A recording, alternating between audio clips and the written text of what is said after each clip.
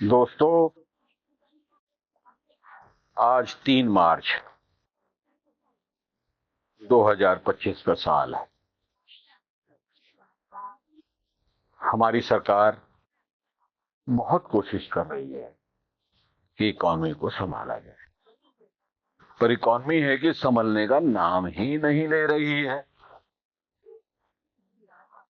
सारी की सारी मिनिस्ट्रीज, सारी जनता, सारी पब्लिक, सारा देश इसी काम में लगा हुआ है कि किसी तरह से इस इकॉनमी को संभाला जाए। मैं कोई इकोनॉमिस्ट तो हूं नहीं, मैं तो एक जनरल पब्लिक हूं। जो मैं समझता हूं वो सब कुछ उलट पुलट हो रहा है। शेयर बाजार की जो गिरावट है, कहते हैं जी FII 1 लाख करोड़ रुपए। अरे 1 लाख, 2 लाख, 4 लाख करोड़ रुपया उस इतने बड़े देश के लिए होता क्या है? SIP में इतना लाखों करोड़ रुपया आता है। थोड़ा सा सरकार मदद करे तो ये 1 लाख 2 लाख करोड़ रुपए में जो शेयर बाजार इतना गिर गया, संभाला जा सकता है। पर सरकार की टेंशन ही नहीं है, या कैपेसिटी नहीं है, या करने की कोशिश कर रही है तो ब्यूरोक्रेट टेप में फंसा हुआ है। सब कुछ में टेप में फंसा हुआ है। इस बात की मैं नहीं समझता कि FII अगर रुपया निकाल रहे हैं तो इतना भारी क्लेश हो जाए कि उसको सरकार संभाल ना पाए। FII की इन्वेस्टमेंट को निकलने के बाद सरकार चाहे तो पैसे का इन्फ्लक्स कर सकती है। बड़ी बड़ी कंपनियां सरकार की हैं, LIC वगैरह हैं, कहीं से भी पैसा डाल करके मार्केट को संभाल सकती हैं। पर सरकार की कोई ऐसी इंटेंशन ही नहीं है। अब सेंसेक्स जो है आज की तारीख में इतना नीचे जा चुका है कि सुबह 72,784 को टच करके वापस आया।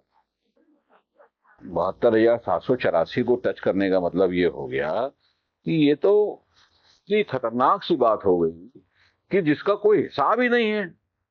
ये 85,978 से अगर 72,000 पे आ गया तो आप ये सोचिए कि देश में किसी के पास पैसा बचा ही कहां। सारा का सारा पैसा तो शेयर बाजार में खत्म हो गया। लोगों ने, क्योंकि पहले तो बैंकों ने ब्याज इतना कम कर दिया, 2%, 3%, 5%, इस सारे हिंदुस्तान को इन बैंकों ने शेयर मार्केट के पीछे लगा दिया, सिप में शुरू करा दिया। अब जब सब लोग सिप में आ गए, जब लाखों नए अकाउंट खुल गए, तो अब वो खेला शुरू हो चुका है।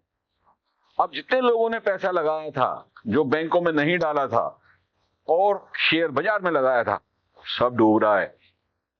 उसको बचाने का कोई तरीका किसी के पास नहीं है। अब ये जो लोग फंस गए हैं, मेरे ख्याल से 2, 4, 5 साल के लिए फंस गए हैं, और जो जो नुकसान में निकलता जाएगा वो निकलता जाएगा।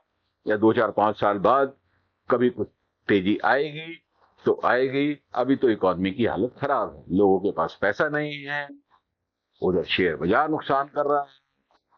टैक्सेशन, GST ने कलेक्शन 1,70,000 करोड़, 1,80,000 करोड़, 1,70,000 करोड़ रुपया अगर आप निकाल लोगे ये लोगों की जेबों से, तो लोगों पे बचेगा क्या?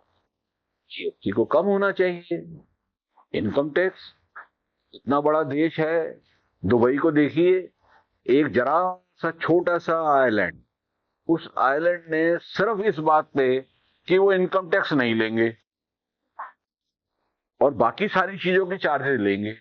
वहां बिजली महंगी है, किराया महंगा है, ट्रांसपोर्ट महंगी है, सब कुछ महंगा है, तो इनकम टैक्स नहीं लेते वो। जब इनकम टैक्स नहीं है तो व्यापारी आदमी जितनी भी मेहनत करता है वो खुश होकर मेहनत करता है, और सब दुनिया का रुपया वहां पहुंच गया। हम लोगों की हालत बहुत खराब है, सेंसेक्स की पोजीशन बहुत खराब है।